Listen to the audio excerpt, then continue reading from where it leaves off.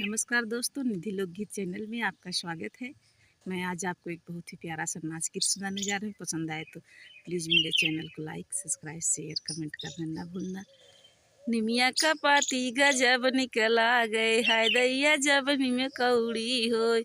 निमिया का पाती गजब निकला गए, हाय दैया जब निम कौड़ी होय। पहले पठौनी हम गईले गवनवा, पहले पठौनी हम गईले गवनवा।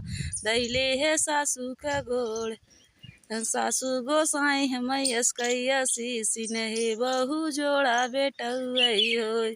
सासू गोसाई हमयस कैसी सिनहे बहु जोड़ा बेटउई होय। निमिया का पाती गजब निकला गए, हाय दैया जब निम कौड़ी होय। पहले पठौनी जब गईले गवनवा, धैली है जेठनी का गोड़। पहले पठौनी जब गईले गवनवा, धैली है जेठनी का गोड़। जेठनी गोसाई हमयस कैसी सिनहे बहु जन्म बजनियई होय।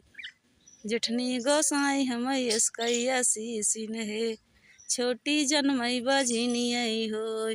पहले पठौनी जब गईले गवनवा, धैली है जेठनी का गोड़।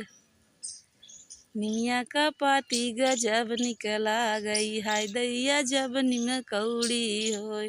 पहले पठौनी हम गईले गवनवा, धैले है नंदी का गोड़।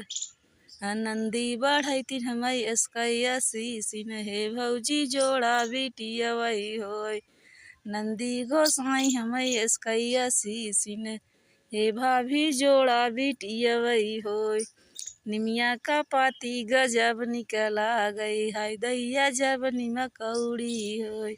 निमिया का पाती गजब निकला गई, हाय दैया जब निम कौड़ी होय।